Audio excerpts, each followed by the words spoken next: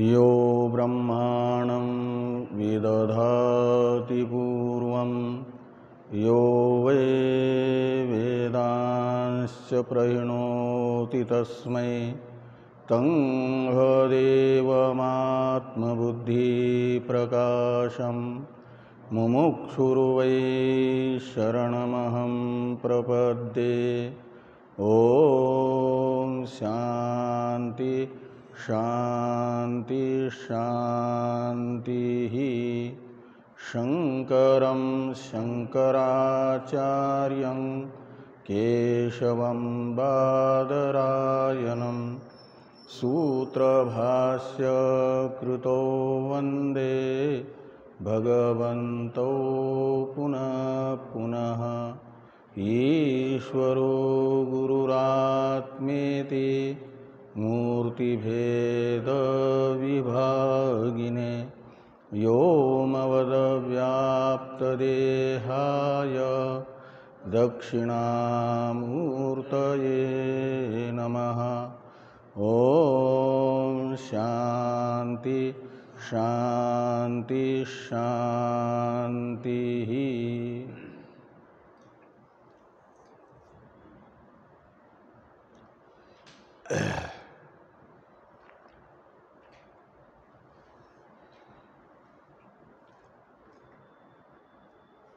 भगवान भाष्यकार द्वारा विरचित तत्वबोध नामक प्रकरण ग्रंथ की चर्चा हम लोग कर रहे हैं। मंगलाचरण के श्लोक में सूचित अनुबंध चतुष्टय का मुखतः प्रतिपादन करने के लिए भगवान भाष्यकार अनुबंध चतुष्टय का प्रतिपादन करते हुए तत्वबोध नामक ग्रंथ के उपदेश का ज्ञापन कर रहे हैं कि मैं उपदेश करूंगा करके। इसमें जो प्रथम वाक्य था, ज्ञान साधन चतुष्टय संपन्न अधिकारिणाम मोक्ष साधन अंगभूतम तत्व विवेक प्रकारम वक्ष्याम, ये प्रतिज्ञा वाक्य हैं। इसमें भगवान भाष्यकार ये बता रहे हैं कि वेदांत के अधिकारी को मोक्ष का साधनभूत जो अहम ब्रह्मास्मि बोध हैं, इस बोध के भी जो अंग यानी साधनभूत तत्व विवेक प्रकार का मैं कथन करूंगा। यहाँ वक्ष्यामः क्रियापद के कर्ता हैं वयम। वयम यानी अनेक मिलकर के तत्वबोध का उपदेश नहीं कर रहे हैं। स्वयं के लिए भी बहुवचन का प्रयोग होता है। जैसे हिंदी में मैं भी कहते हैं, हम भी कहते हैं। वहाँ हम का अर्थ हम 10-20 लोग मिलकर के ऐसा नहीं, हम बोलते हैं का मतलब है मैं कह रहा हूँ, मैं बोल रहा हूँ। ऐसे ही वक्ष्यामः का अर्थ इसका कर्ता होगा वयम, उत्तम पुरुष है ना। और वयम ये कर्ता का वाचक पद प्रयोग नहीं है, यहाँ कहीं है क्या? नहीं है। तो वयम भाष्यकारा यानी हम शंकराचार्य जी ग्रंथ के रचयिता ग्रंथ को बताएंगे। ग्रंथ के द्वारा ये बताएंगे कि तत्व विवेक प्रकार कैसा होता है, तत्व विवेक कैसे किया जाता है। इसे बताएंगे। तो अहम वयं तो कर्ता होगा और वक्ष्यामः क्रियापद का कर्म होगा तत्व विवेक प्रकारम। तत्व विवेक यानी तत्वों का विवेक, तत्व विवेक कहलाता है। और उस तत्व विवेक का जो प्रकार है उस प्रकार को माना जाएगा वक्ष्यामः क्रिया का कर्म, कर्म कारक। तो वयम तत्व विवेक प्रकारम वक्ष्यामः, ऐसा समझना, हम तत्व विवेक प्रकार को बताएंगे। तत्व विवेक प्रकरण का विशेषण है मोक्ष साधन अंगभूतम।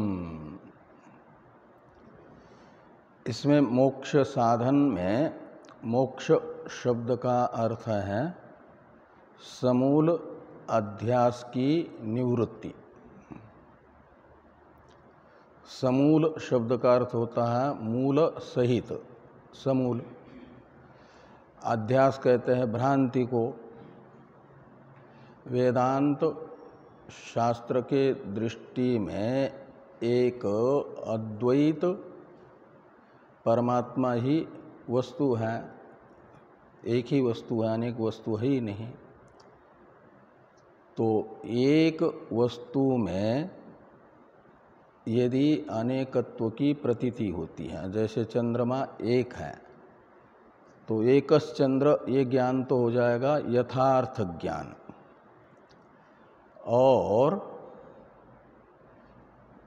चंद्रमा दो हैं, इस ज्ञान को माना जाएगा भ्रांति। इसी को कहा जाता है अध्यास। मंद अंधकार में जो रस्सी पड़ी हुई है उसका यह रस्सी है, ये ज्ञान है यथार्थ ज्ञान। और इसे छोड़ करके यह दंड है, ये माला है, ये भूरेखा है इत्यादि रूप से जो ज्ञान होगा उस ज्ञान को कहा जाएगा भ्रांति। यह रस्सी है, इस ज्ञान से अतिरिक्त कोई भी ज्ञान हो, ये सर्प हो, ये सर्प है, ये माला है इत्यादि रूप, ये सब भ्रांति कहलाता है, अध्यास कहलाता है। और इस अध्यास का मूल कौन है? मूल कहते हैं कारण को। रस्सी का सर्प रूप से भ्रम क्यों हो रहा है? इसलिए हो रहा है कि रस्सी का ज्ञान नहीं है। रस्सी, यह रस्सी है ऐसा ज्ञान नहीं है, अपितु यह रस्सी है इस विषय का अज्ञान है। इस अज्ञान को कहा जाता है यह सर्प है, ये माला है, ये भूरेखा है इत्यादि अध्यासों का मूल। ऐसे अद्वैत का अज्ञान ये हो जाएगा द्वैत भ्रांति का मूल। भ्रांति, भ्रम, अध्यास, अध्यारोप, ये सब पर्यायवाचक शब्द हैं। तो मैं भिन्न हूँ, परमात्मा मेरे से भिन्न है, परमात्मा मेरे उपास्य हैं, मैं परमात्मा का उपासक हूँ, ऐसा जो भेद ज्ञान है इसे कहा जाता है भ्रांति। परमात्मा और जीवात्मा के भिन्नता को विषय करने वाला ज्ञान ये अध्यास कहलाएगा, भ्रम कहलाएगा। और ये भ्रमात्मक ज्ञान क्यों हो रहा है? ब्रह्मात्म भेद विषयक ज्ञान का कारण है ब्रह्मात्म एकत्व विषयक अज्ञान। उसे कहा जाएगा मूल। कहाँ पर? समूल इस शब्द में मूल शब्द से लिया जाएगा ब्रह्मात्म एकत्व विषयक अज्ञान। और ये ब्रह्मात्म एकत्व विषयक अज्ञान है कारण उस अज्ञान सहित, मूल सहित जो है उसे कहा जाएगा समूल। मूल के साथ रहने वाला, कारण के साथ। कौन? अध्यास। तो समूल अध्यास शब्द का अर्थ निकलेगा अध्यास के कारण सहित अध्यास, और उसकी निवृत्ति, समूल अध्यास की निवृत्ति शब्द का अर्थ निकलेगा। तो अध्यास के कारणभूत ब्रह्मात्म एकत्व विषयक अज्ञान सहित ब्रह्मात्म भेद ज्ञान की निवृत्ति, ये ज्ञान का फलभूत मोक्ष है। इसे कहा जाएगा। ज्ञान करता क्या है? तो समूल अध्यास को निवृत्त करता है, और समूल अध्यास निवृत्त होने पर जो ब्रह्मात्म एकत्व रूप अर्थ है, वेदांत का तात्पर्य विषय है, वो चेतन होने से स्वयं ही स्फुरित होता है। उसे स्फुरित नहीं करता तत्वमस्यादि वाक्यों से उत्पन्न हुआ अहम ब्रह्मास्मि इत्याकारक ज्ञान। वह प्रकाशक नहीं है ब्रह्मात्म एकत्व का, अनावरक है, आवरण को हटाता है। जैसे वृंदावन जाते हैं तो बांके बिहारी जी में 2-2, 1-1 मिनट में कई बार वो पर्दा पुजारी लोग बंद करते हैं, फिर हटाते हैं, फिर लोग दर्शन करते हैं, फिर 2 मिनट बाद हटाते हैं। तो जब पर्दा रहेगा तो बांके बिहारी जी के दर्शन नहीं होते हैं। जैसे ही पर्दा हट जाता है बांके बिहारी जी के दर्शन हो जाता है। तो पर्दा हटाने वाला जो है वह आपको दर्शन नहीं कराता, केवल बांके बिहारी जी उस जिस पर्दे के कारण विद्यमान होते हुए भी नहीं दिख रहे थे, दर्शन नहीं हो रहा था, वो पर्दा हटाता है। पंडित जी ने पर्दा हटा दिया, भगवान का दर्शन हुआ।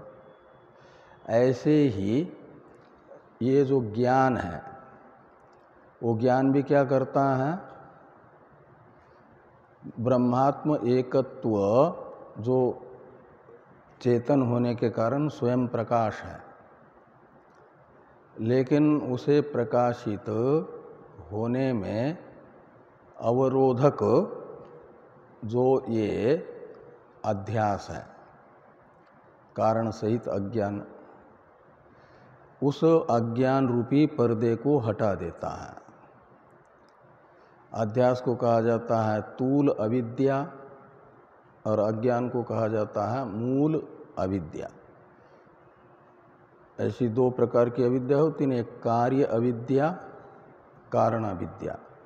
कारण अविद्या को कहा जाएगा अज्ञान, उसी को मूल अज्ञान भी कहते हैं। मूल अज्ञान, कारण अविद्या और मूल अविद्या ये सब एक है।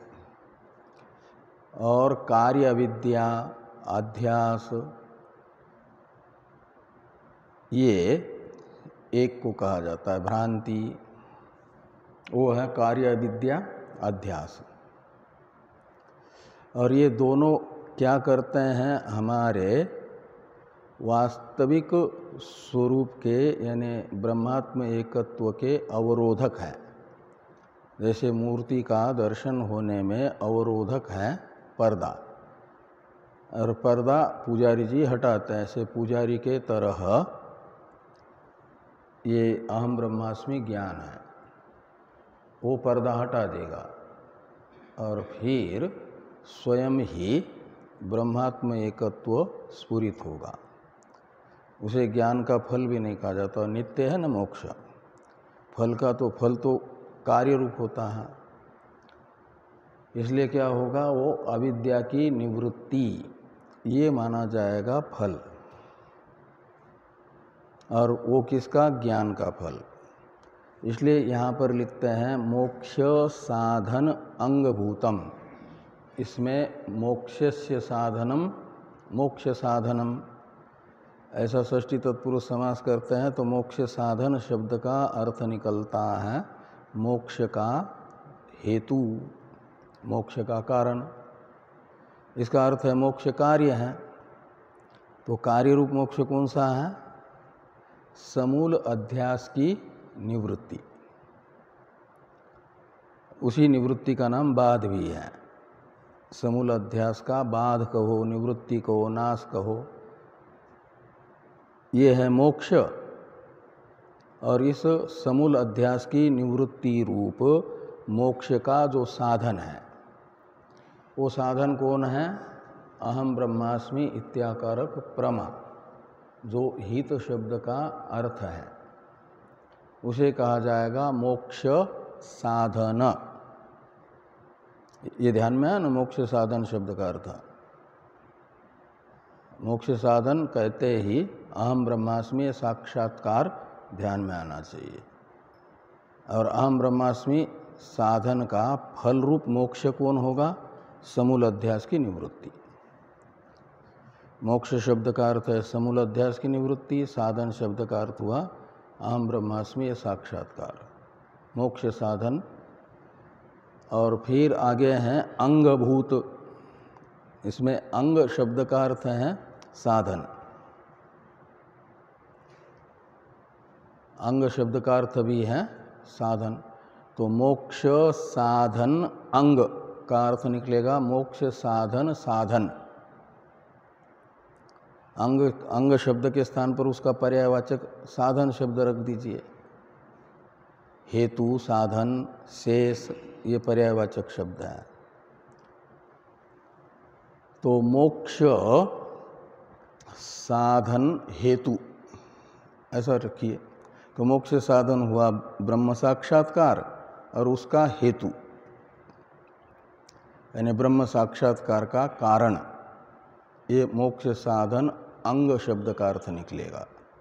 मोक्ष साधनांगम का अर्थ निकलेगा ब्रह्म ज्ञान के साधन। तो ब्रह्म ज्ञान का साधन कौन है, तत्व विवेक प्रकार। ये तत्व विवेक प्रकार का विशेषण है ना, कौन, मोक्ष साधन अंग। और भूत शब्द का अर्थ है मोक्ष साधन अंग भूतम का अर्थ निकलता है मोक्ष के साधन, साधनभूत ब्रह्म ज्ञान का हेतु रूप जो मोक्ष, क्या ना, हेतु रूप जो तत्व विवेक प्रकार। मोक्ष का साधनभूत जो ब्रह्म ज्ञान, उसका हेतुभूत यानी हेतु बना हुआ, हेतुभूत शब्द का अर्थ निकलेगा कारण बना हुआ जो तत्व विवेक प्रकार है। उस तत्व विवेक प्रकार को वयम वक्ष्याम यानी हम बताएंगे। ये मोक्ष साधन अंगभूतम तत्व विवेक प्रकारम वक्ष्याम का अर्थ निकलेगा। तो ये जो ब्रह्म ज्ञान का फलभूत मोक्ष है, ये मोक्ष किसको चाहिए, यानी किसके समूल अध्यास की निवृत्ति।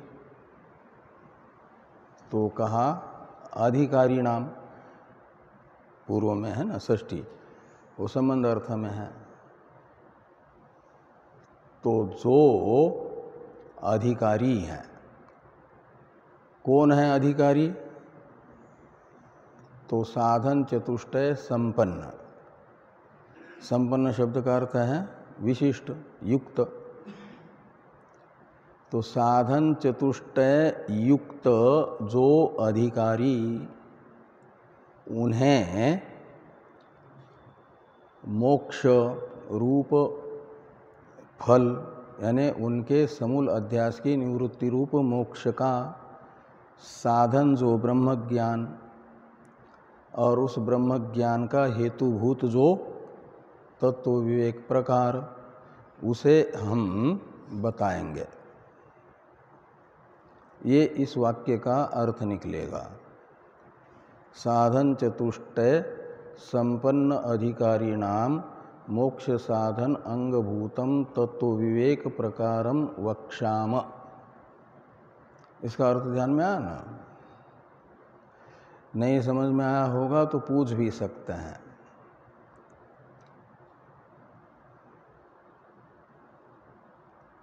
पूछने से पता चलता है कि कौन कितना समझ रहा है।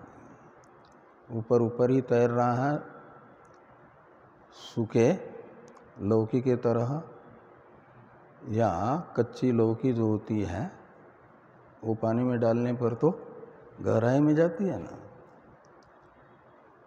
पानी में डूब जाती है। ऐसे शास्त्र भी एक सागर जैसा है, और शास्त्र को जो समझता है तो उस सागर के गहराई में उतरता है। कौन कितनी गहराई में उतरा है ये बोलने से पता चल जाएगा। इसलिए पूछना भी, प्रवचन नहीं सुनना, खाली प्रवचन नहीं हो रहा, ये स्वाध्याय हो रहा है। स्वाध्याय होता है आपकी जो वेदांत अर्थ विषयक जिज्ञासाएं हैं, संशय हैं, उनको सामने रखें, फिर उसका सामने वाला उत्तर दे।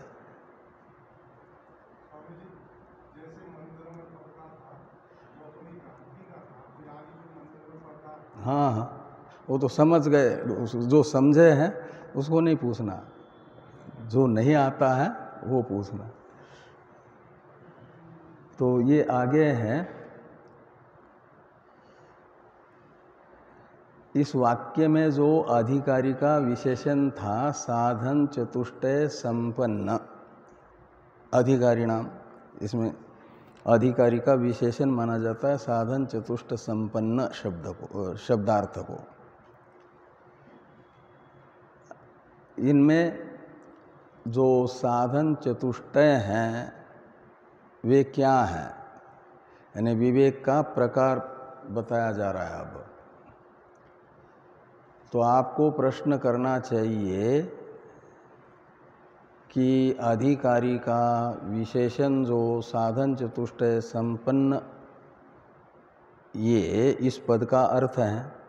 अधिकारी का विशेषण, अधिकारी के विशेषण को बताने के लिए शब्द है ना, तो इसके अंदर जो साधन चतुष्टय पद आया है, इस साधन चतुष्टय पद का अर्थ क्या है,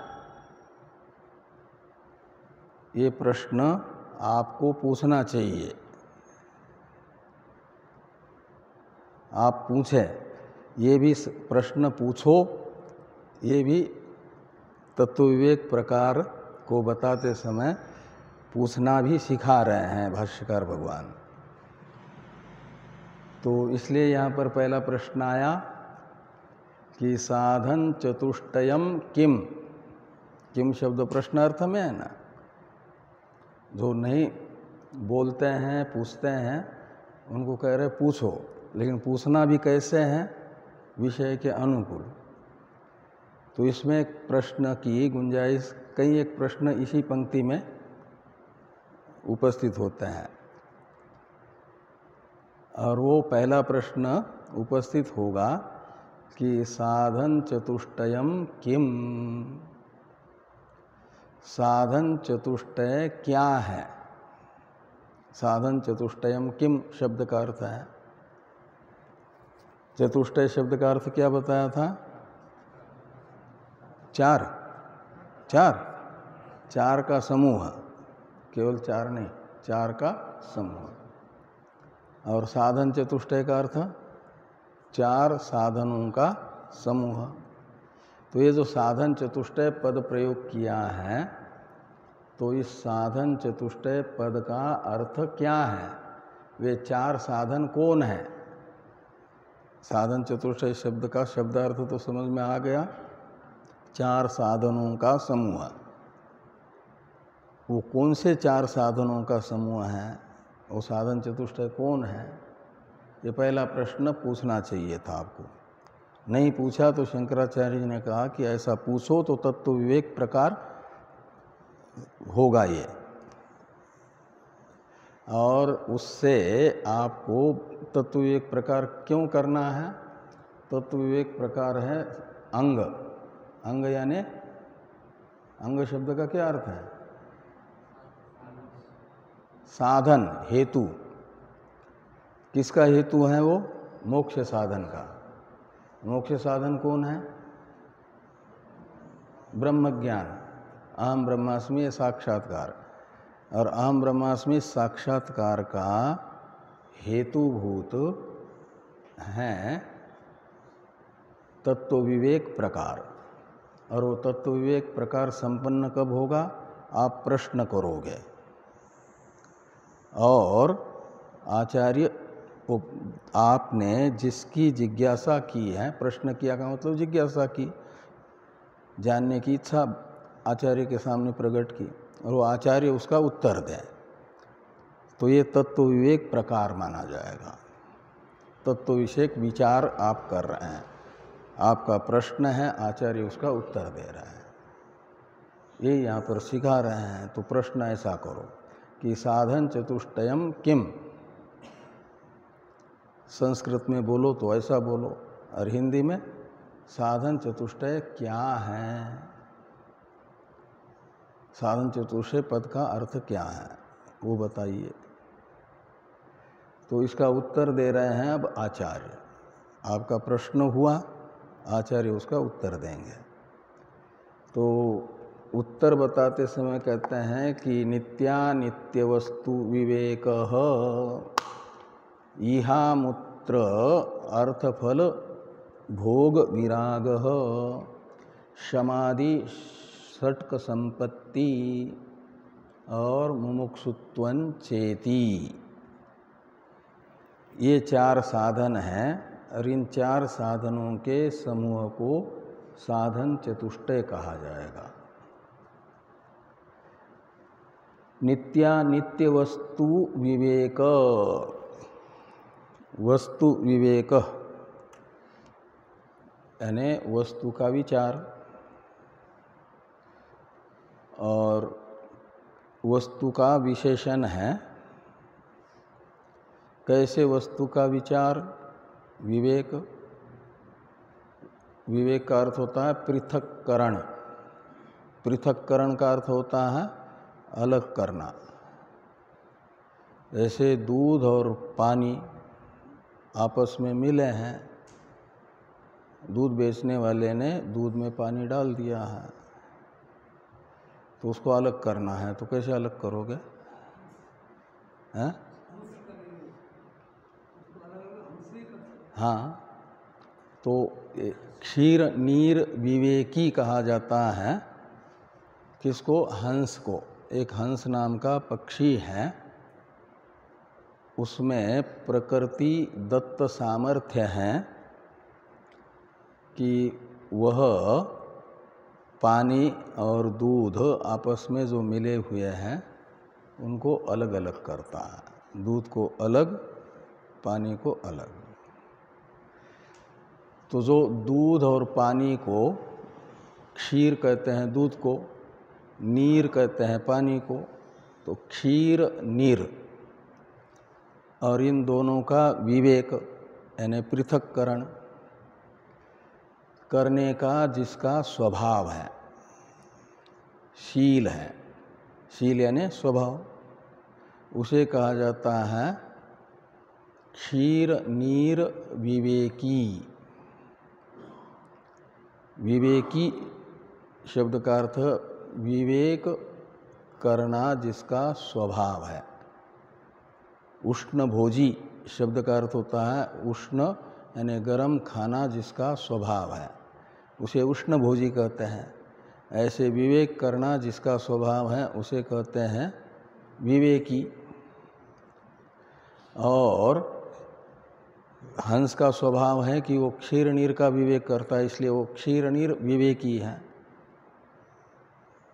और जो नित्य वस्तु अनित्य वस्तु ये दोनों आपस में मिली है। जैसे पानी और दूध आपस में मिला तो उसका विवेक करना शील है, स्वभाव है हंस का। ऐसे नित्य वस्तु और अनित्य वस्तु इन दोनों का आपस में एकीकरण हुआ, भ्रांति से मिल गई। और उन मिली हुई दो वस्तुओं को, नित्य वस्तु अनित्य वस्तु को अलग अलग करना जिसका शील है उसे तो कहा जाएगा नित्यानित्य वस्तु विवेकी। और वो अलग करने का नाम होगा विवेक, पृथक्करण का नाम।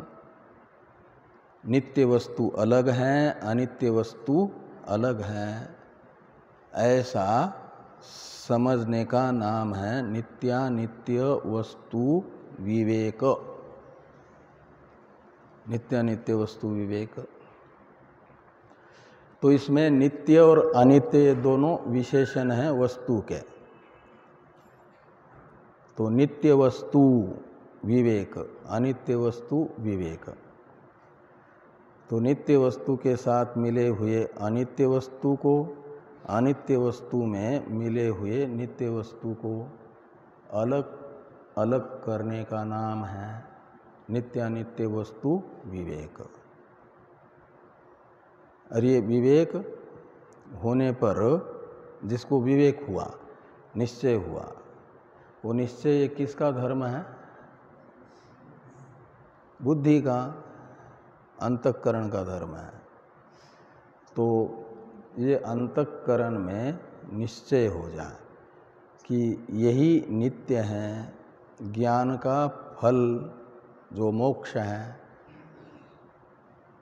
चार प्रकार के पुरुषार्थ में चतुर्थ पुरुषार्थ जो मोक्ष है वही नित्य है। और वो नित्य कौन है? मोक्ष, ब्रह्म, आत्मा। तो आत्मा ही नित्य है और आत्मा से अतिरिक्त जो प्रकृति और प्रकृति का परिणाम रूप आकाश आदि जगत, ये सब का सब अनित्य है। प्रकृति भी अनित्य है। प्रकृति यानी मूल अज्ञान, अव्याकृत, अव्यक्त प्रकृति, ये पर्यायवाचक शब्द हैं। मूल अज्ञान, प्रकृति और आपका अव्याकृत, ये हैं आपके पर्यायवाचक शब्द। और ये प्रकृति एवं प्राकृत, प्राकृत शब्द का क्या अर्थ निकलेगा? प्रकृति का परिणाम, उसे प्राकृत कहते हैं। सुवर्ण के परिणाम को कहा जाता है सौवर्ण। सुवर्ण का परिणाम है सौवर्ण। ऐसे प्रकृति का परिणाम है प्राकृत, प्रकृति का कार्य। और प्रकृति का कार्य कौन है? ये सारा संसार जो कार्यात्मक अपंचीकृत पंच महाभूतों से लेकर के स्थूल शरीर पर्यंत ये सारा का सारा जगत प्राकृत कहलाता है, प्रकृति का परिणाम कहलाता है। और प्रकृति कहलाती है इनका मूल परिणामी कारण। परिणामी कारण है प्रकृति, प्रकृति का परिणाम है जगत, उसे प्राकृत कहा जाएगा। प्राकृत पदार्थ का अर्थ है प्रकृति का परिणाम। ये ध्यान में आया ना?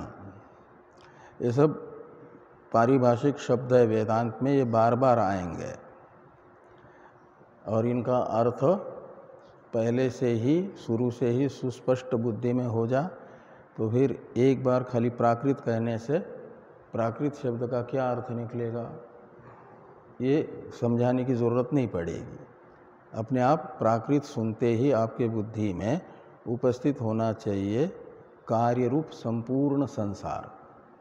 अनात्म पदार्थ। और प्रकृति सुनते ही मूल अज्ञान, अव्याकृत, गीता में जिसको अव्यक्त भी कहा है, प्रकृति अव्यक्त इन शब्दों से कहा है।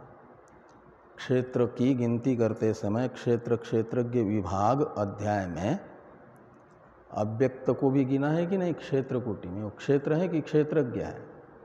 अव्यक्त है, क्षेत्र है, क्षेत्रज्ञ नहीं। क्षेत्रज्ञ है आत्मा। और उस आत्मा को भगवान ने क्या कहा द्वितीय श्लोक के प्रारंभ में कि क्षेत्रज्ञं चापि माम विद्धि सर्व क्षेत्रेषु भारत। ये जो तीनों प्रकार के शरीर हैं सभी के कारण शरीर, प्रकृति ही कारण शरीर भी है, और सूक्ष्म शरीर, स्थूल शरीर, ये क्षेत्र हैं।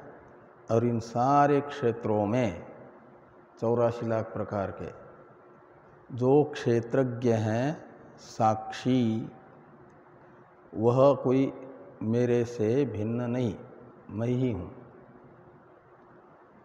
मैं प्रत्येगात्मा हूँ, साक्षी हूँ सबका। तो वो जो क्षेत्रज्ञ, उसे यहाँ पर नित्य वस्तु कहा जा रहा है परमात्मा को, और क्षेत्र को कहा जा रहा है अनित्य वस्तु। तो नित्य वस्तु आत्मा, अनित्य वस्तु अनात्मा। और हाँ, तो दोनों का एक होना संभव नहीं है। अंधकार और प्रकाश के तरह ये एक दूसरे के विरोधी हैं, नित्य अनित्य। लेकिन अनुभव को तो झुटलाया नहीं जा सकता ना। ये शरीर क्षेत्र है कि क्षेत्रज्ञ है? आत्मा है कि अनात्मा है? लेकिन इसका आत्मा के रूप में अनुभव हो रहा है कि नहीं? मैं बैठा हूँ तत्व विवेक के स्वाध्याय में, आत्मा बैठा है। मैं बैठा हूँ का मतलब शरीर बैठा है खंबे का टेक लेकर के, और 1 घंटे बाद उठ करके मैं यहाँ से जाऊँगा। तो जाना, आना, बैठना, उठना, ये किसका धर्म है? शरीर का, शरीर की क्रिया है।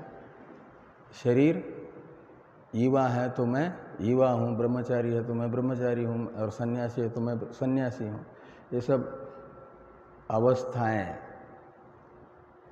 आश्रम, वर्ण, ये किसके हैं?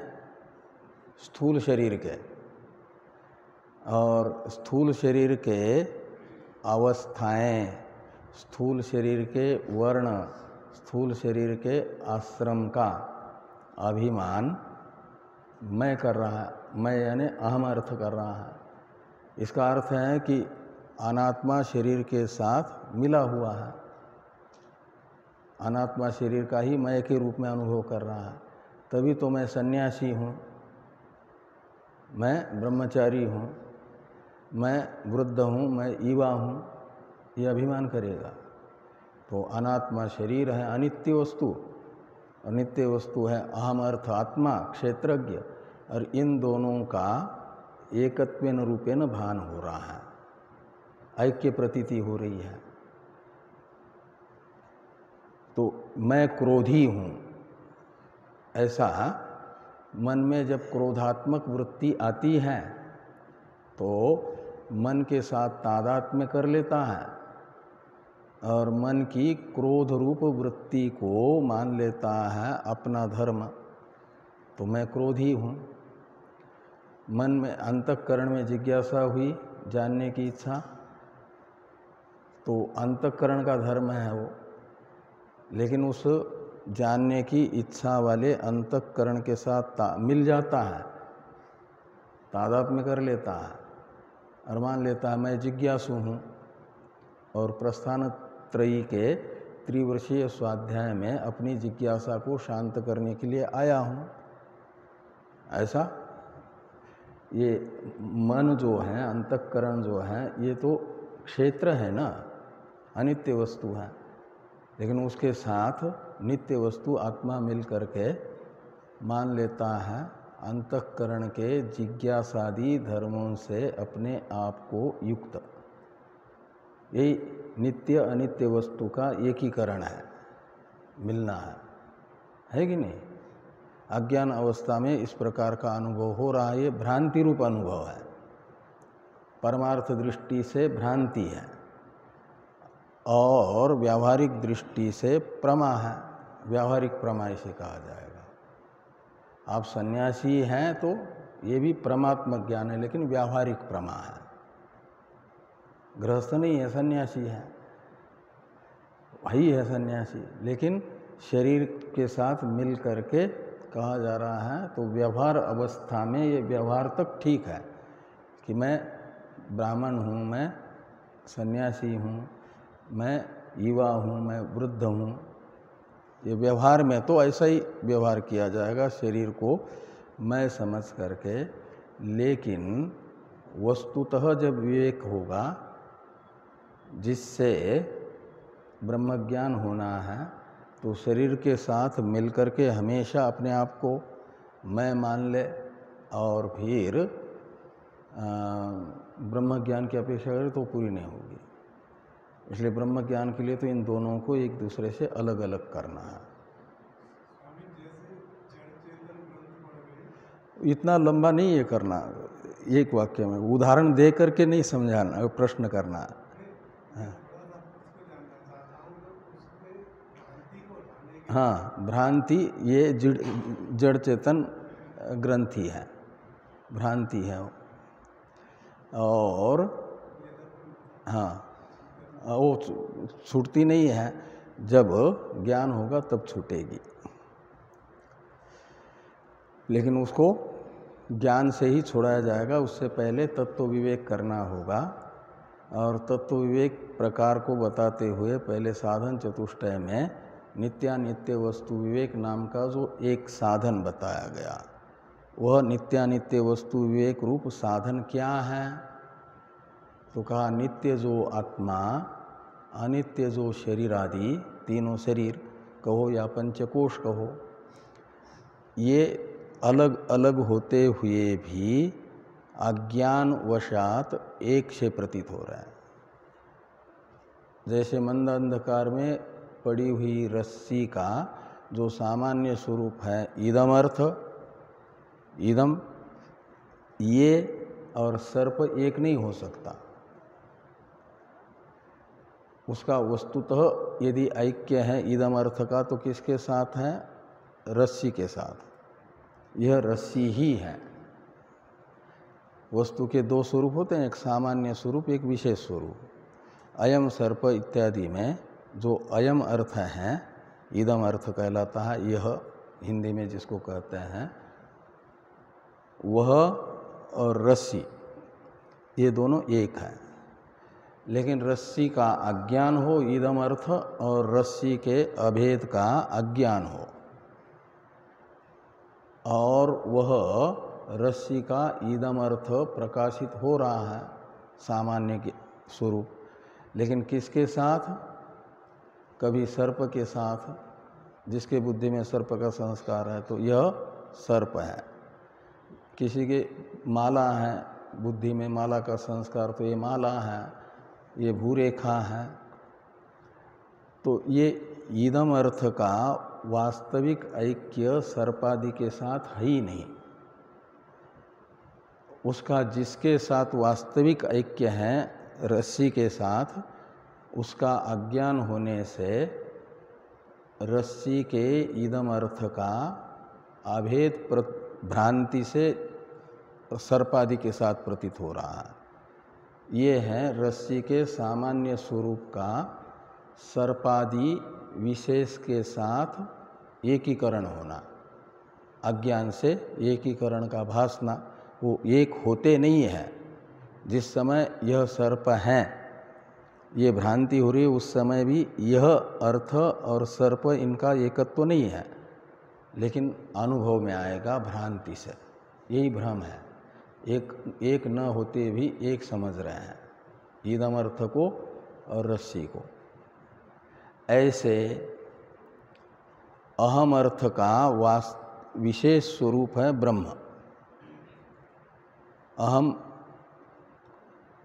ब्रह्मास्मि, ये जो प्रमा है इसमें अनुभव में आता है। जैसे यह रस्सी है, स्पष्ट प्रकाश में वास्तविक जो इदम का विशेष स्वरूप है उसके साथ वास्तविक ऐक्य प्रतीति होती है। ऐसे वास्तविक रूप से अहम अर्थ का जो स्वरूप है विशेष, उसी के साथ उसका एकत्वेन रूपेण अनुभव, अहम अर्थ का ब्रह्म के साथ एकत्वेन रूपेण अनुभव, वो प्रमा कहलाएगी, वास्तविक ज्ञान कहलाएगा, मोक्ष साधन कहलाएगा। और इससे अतिरिक्त मैं मनुष्य हूँ, मैं देवता हूँ, मैं आसुर हूँ, मैं पशु हूँ, मैं ब्राह्मण हूँ, मैं क्षत्रिय हूँ, मैं ब्रह्मचारी हूँ, मैं सन्यासी हूँ इत्यादि, ये सब अभिमान अहम अर्थ जो ब्रह्म का सामान्य स्वरूप है उसके साथ भ्रांति से अनात्मा का विशेष स्वरूप मिला हुआ न होने पर भी मिला हुआ सा, एक न होने पर भी एकत्व की भ्रांति हो रही है। और ये जो भ्रांति से एक से लग रहे हैं उनको अलग अलग करके समझना कि आत्मा ही नित्य है और अनात्मा सारा संसार अनित्य है। ये है नित्यानित्य वस्तु विवेक। तो साधन चतुष्टयम किम, ये जो प्रश्न था उसमें पहला साधन बताया गया नित्यानित्य वस्तु विवेक। अच्छा, फिर इहामुत्रार्थ फल भोग विराग, ये वैराग्य को बताया जा रहा है दूसरे साधन के रूप में। इसकी चर्चा करते हैं हम लोग कल। ओम पूर्णमदः पूर्णमिदं पूर्णात् पूर्णमुदच्यते पूर्णस्य पूर्णमादाय पूर्णमेवावशिष्यते। ओम शांति शांति शांति। शंकरं शंकराचार्यं केशवं बादरायणं सूत्रभाष्य कृतो वंदे भगवन्तो पुनः पुनः। ईश्वरो गुरुरात्मेति मूर्तिभेद विभागिने व्योमवद्व्याप्तदेहाय दक्षिणामूर्तये नमः।